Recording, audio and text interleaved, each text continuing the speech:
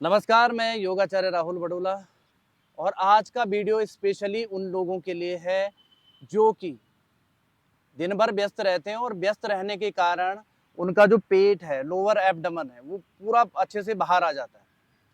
क्योंकि उन लोगों के पास अपने वर्कआउट के लिए, योगा करने के लिए इतना पर्याप्त समय नहीं रहता है। तो ऐसे ही हमारे साथ में है हमारे भाई साहब, इनको भी यही समस्या है कि दिन भर में से अपने लिए बिल्कुल भी समय नहीं निकाल पाते। यदि आपके साथ में भी कुछ ऐसा होता है तो ये केवल 20 मिनट आपने अपने रोज के निकालने हैं। लोअर एब्डोमेन की जो चर्बी है धीरे धीरे करके गायब हो जाएगी। पर नियमित अभ्यास करना 1 दिन 2 दिन का खेल नहीं है, इसमें महीनों लग सकते हैं आपको। साथ ही आपको खान पान पर भी विशेष ध्यान देना पड़ेगा। तो आज की जो क्रियाएं हैं, जो अभ्यास है, शुरू करते हैं। सबसे पहले हमने बिल्कुल सीधे लेट जाना है। आप घर पे भी इसका अभ्यास कर सकते हैं, छत में या बेड पर भी आप इसका अभ्यास कर सकते हैं। तो इस प्रकार से हमने दोनों घुटनों को मोड़ लेना है। साइड की तरफ से भी दिखाएंगे आपको। इस प्रकार से हम घुटने मोड़ेंगे, फिर दूसरा पाँव उसी स्थिति में लाना है। तो ये 1 और ये 2। इसी प्रकार से आपने 20-20 यानी कि 20-20 बार।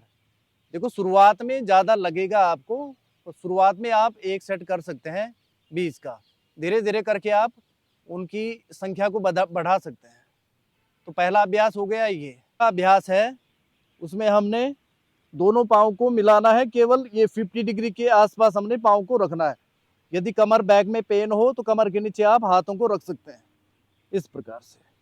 और ये पाँव को धीरे धीरे करके इस प्रकार से इसको घुमाने का अभ्यास करना है। ये क्लॉकवाइज और एंटी क्लॉकवाइज, ये 10-10 बार आप नियमित अभ्यास कर सकते हैं।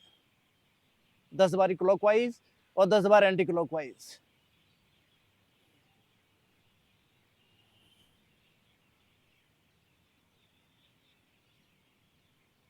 अब इसके बाद में जो हमारा तीसरा अभ्यास है वो है ये नौकासन। तो हमने दोनों तरफ से ऊपर उठने का प्रयास करना है, जितना उठा जाए, और श्वास को छोड़ते हुए ऊपर उठना है हमने।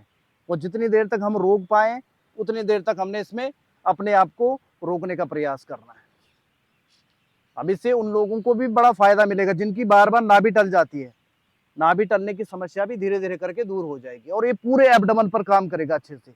स्टार्टिंग में थाइस पर भी आपको असर हो सकता है और आपके पेट पर भी अच्छे से असर इसका होगा।